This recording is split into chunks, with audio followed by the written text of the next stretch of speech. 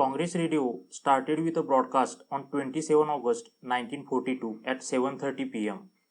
from the top floor of the Seaview building in Chowpatty, Bombay, with Usha Mehta, the founder of the station, announcing, "This is the Congress Radio calling on 42.34 meters from somewhere in India." The location was kept a secret and not disclosed in order to prevent the officials from tracking down. The station also separated the recording setup and the broadcast transmission setup to further reduce the probability of being caught. Before going ahead, hit the subscribe button. Congress Radio, also known as Azad Radio, was an underground radio station that operated for about 3 months during the Quit India movement of 1942, a movement launched by Mahatma Gandhi against the British Raj for independence of India. Congress Radio was the broadcasting mouthpiece of the Indian National Congress and functioned from different locations in Bombay, present-day Mumbai, and briefly from Nashik. It was organized by Usha Mehta, then a 22-year student activist, with the help of amateur radio operators. Others who were involved included Vittalbhai Jhaveri, Vittaldas Khakar, Chandrakant Jhaveri, and Babubai Thakkar. The broadcasting equipment was supplied by Nanik Motwani of Chicago Radio, Bombay. Prominent leaders of the Indian independence movement like Ram Manohar Lohia, Achyutrao Patwardhan, and Purushottam Das Trikamdas were also associated with the Congress Radio. The radio station broadcast from 27 August through 12 November 1942 before being shut down by the authorities, with the operators being arrested. During the Second World War, all amateur radio licenses were suspended throughout the British Empire, with operators having to surrender their broadcasting equipment. The move was intended to prevent illegal broadcast across the country and also potentially to prevent the equipment from being used by enemies in case of capture.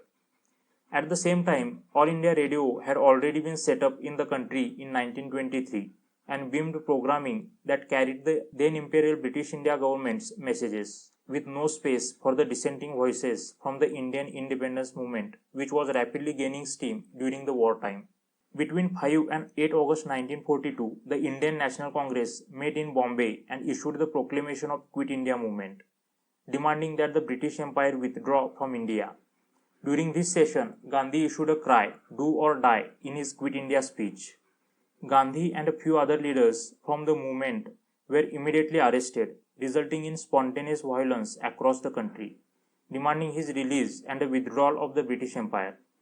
It was at this time that student activist Usha Mehta and Congress leader Vittalbhai Jhaveri got together and decided to seek out amateur radio operators Nariman Abrabad Printer and Bob Tanna to set up an underground radio broadcasting station that would broadcast messages related to the Indian independence movement and recorded speeches from some of the prominent leaders of the movement. Mehta was then a student at Wilson College studying for her master's degree. Printer assembled the radio transmission equipment and set up the broadcasting unit, with equipment being supplied by Bombay-based Chicago Radio's Nanik Motwani. This was not the first of the underground radio stations broadcasting in India of the time. The famous Azad Hind radio broadcast anti-British messaging by the Axis powers from locations as wide as Germany, Japan, Rangoon, Saigon, and even Singapore, which was held by Japan at that time. The staff of the station would change their location every few days to avoid the police, moving from apartment to apartment. The station continued to broadcast recorded messages from prominent leaders of the Indian independence movement from undisclosed locations. The station reported on incidents from across the country, countering the narratives from the official state broadcaster All India Radio. While the station started its broadcasts from the Seaview building in Chowpatty, it moved to many locations. For a brief period, the radio station also moved to Nashik. Signals were broadcast on the then unoccupied 40-meter band. The then government was able to jam the radio signal occasionally, but the station's broadcasts were heard across the country and as far away as Japanese-occupied Burma. The station's programming started with a broadcast of Sare Jahan Se Acha, written by Muhammad Iqbal, and ended the day with a broadcast of Bankim Chandra Chatterjee's Vande Mataram, a song that would go on to become the national song of independent India. English news on the station was read by Ram Manohar Lohia, Kumi Dastur, Achyut Patwardhan, Moinuddin Harris, and Usha Mehta. Mehta also read the news in Hindustani. The station initially broadcast recorded messages and talk by leaders of the Indian independence movement.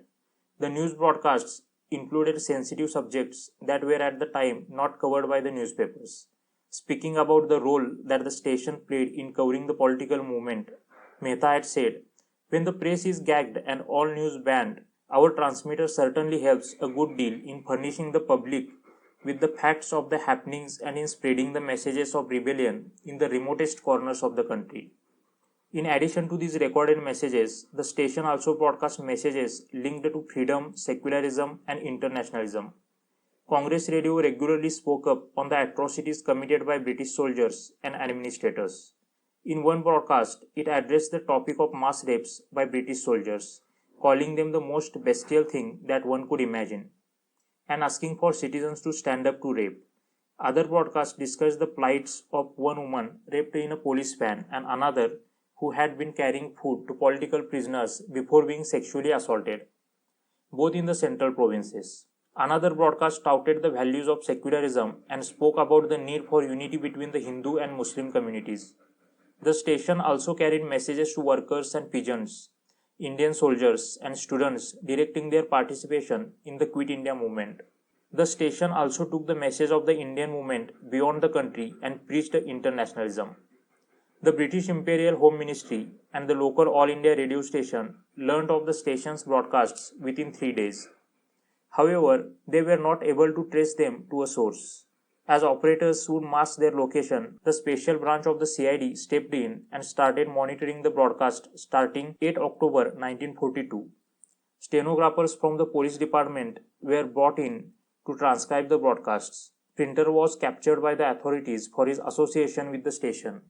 He later led the police to Paradise Bungalow near Mahalakshmi Temple in Bombay, location of the final broadcast on 12 November 1942. It was noted that the station was playing Vande Mataram, the song it used when signing off for the day, when it was shut down. Mehta and the operating crew were arrested and imprisoned at the end of the last broadcast. Mehta was subjected to a secret trial in a special court in what was called the radio conspiracy case and was sentenced to 5 years of rigorous imprisonment at the Yeroda prison in Pune on 13 May 1943.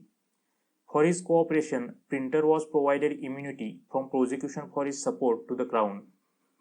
After her release, she pursued her PhD and went on to teach at Wilson College in Bombay University for 30 years. She was conferred the Padma Vibhushan, one of India's highest civilian honors, in 1998.